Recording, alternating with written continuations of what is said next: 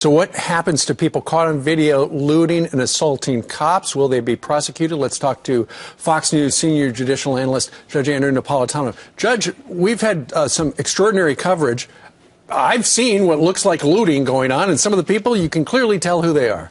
You know, our intrepid Leland Vittert was closer to the action than the police were last night. Absolutely was. And there were hundreds and hundreds of cops standing in safety behind him while he risked his own safety to talk to these people. I don't know why the cops are not arresting people. Just covering this last night with Megyn Kelly in the 9 o'clock hour and Shepard Smith in the 11 o'clock hour, I personally witnessed many, many criminal acts, and I witnessed cops witnessing the criminal acts and not doing anything. Now, I don't believe it's the fault of the cops in the streets.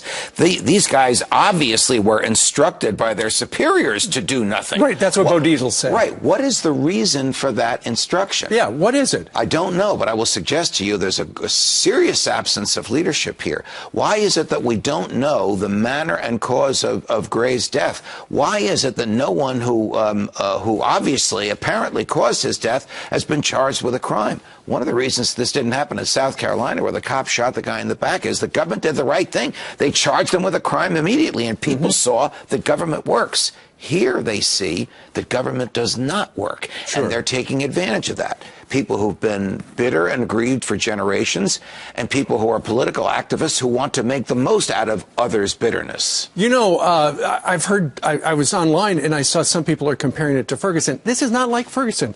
You know, with the whole dynamic there, here, the mayor is black, the chief of police is black.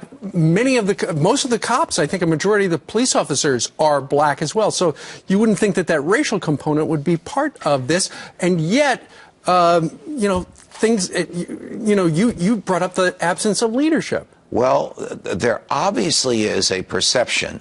Leland interviewed many people on the streets last night, and it is clear that there is a perception in the African-American community in this neighborhood in Baltimore where the burnings were last night, that the government does not protect them. We saw that.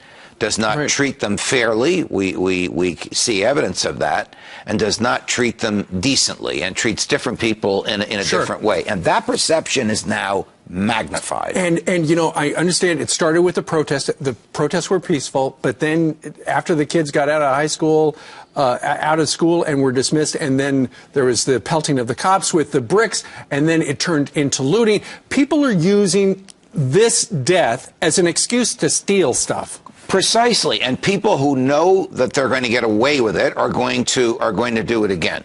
This is largely a society dependent on the government. That dependence has been furthered by the government, and the government can't deliver the basic necessities of public safety. They need a strong leader there. They don't have one. I hope the mayor steps up today. I didn't see it yesterday until it was too late. Major League Baseball actually canceled the game before she called in the National Guard. I don't remember that happening. Maybe in an earthquake that they cancel a baseball game. Judge, thank you very much. You're welcome.